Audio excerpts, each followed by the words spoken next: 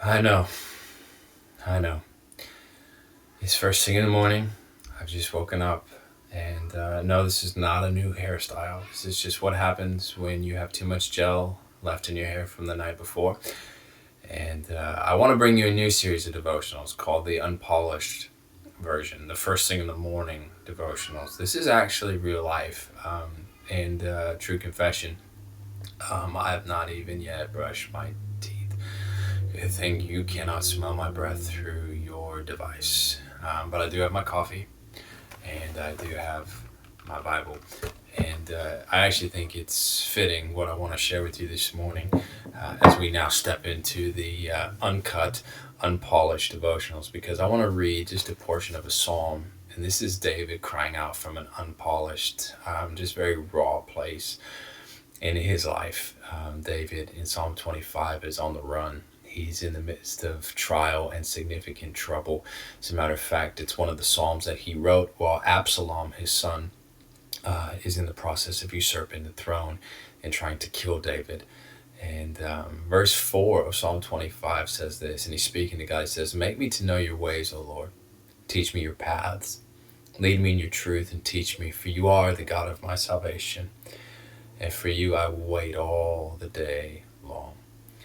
Listen, if you've never been in that place where the trials are so significant and the future is so uncertain, where you don't know kind of which way is up and which way is down, if you are kind of confused as to God, where are you in the midst of all of this? If you've never been in that place before, you probably don't understand Psalm 25. That's where David is writing from. He's saying, God, I'm not seeing it. Help me see your ways. And I love this because David's not even praying for specific guidance. Look at what he says, verse 4. Help me to know your ways, plural. Teach me your paths, plural. I think there's something for us to learn in that because essentially what David is saying, he's praying to understand God's pattern in the season. He's saying, God, I know you have your ways and I know you have your thoughts and I know you do what you want to do. And because I'm not seeing everything here, help me to just get a better understanding of what you're trying to do in this season. Help me get a higher and a better perspective. It's us remembering that God's ways and God's thoughts are not our own, that he doesn't operate the way that humans operate, that he doesn't have the same thought process that we do. And essentially David is crying out from this raw place, this unpolished place, saying, God, I can't get through this unless you help me understand what you're trying to do in a better way, unless you help me understand your ways here. And then I love this, even in the midst of this kind of very raw place in David's life, he then says, you know what, even in the midst of this, you are the God of my salvation.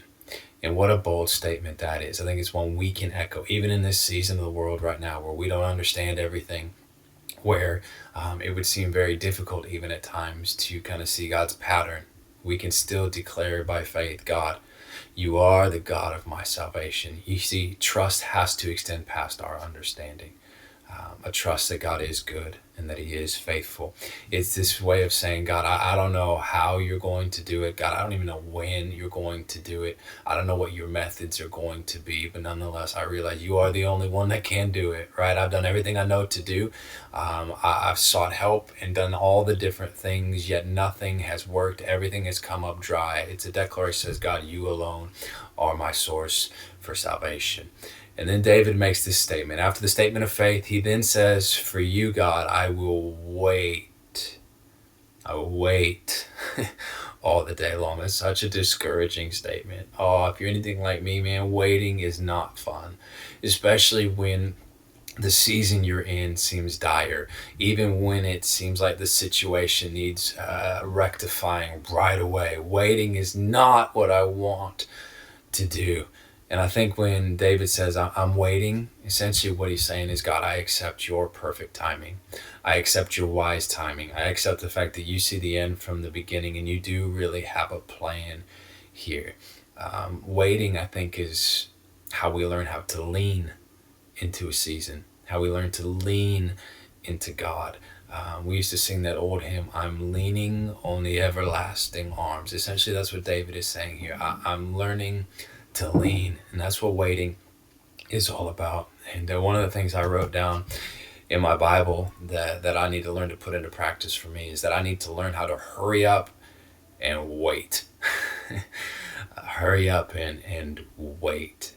I think waiting on God is definitely difficult, but the only thing more difficult than waiting on God is not waiting on God and then wishing we had waited on Him in the first place. So, what do you do while you're waiting for God to show up?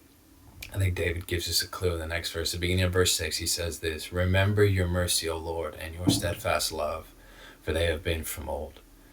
He tells God to remember.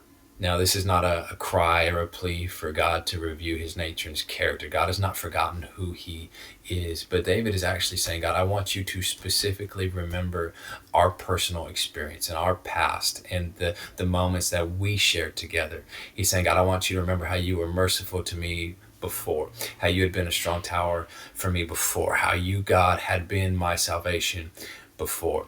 And then I think David, in the midst of his waiting, is rehearsing aloud to himself all the times God had been faithful. He as well is reviewing his past history with God. And I think as we're in a season of waiting, as we're in a season of lockdown, not knowing what the future holds, I think from an unpolished and from a very raw and real place in our own lives, we should be reviewing our history with God. We should remember how he's been faithful before. We should remember what he has done in our lives before. We should remember how he rescued us and how he saved our family and how he has healed us. And as we remember those things, faith gets built on the inside of us, and we walk with a confidence that doesn't come from this world.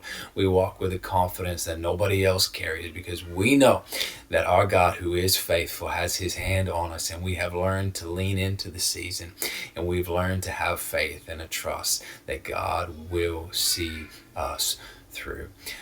So having said all that, church, you just need to know you're loved. We serve a faithful God. We serve a God who's good, a God who sees us and is with us and is for us. And having said all that, I'm going to leave you now. I'm going to go brush my teeth, comb my hair, and be presentable for my family. But you're loved, and can't wait to see you soon.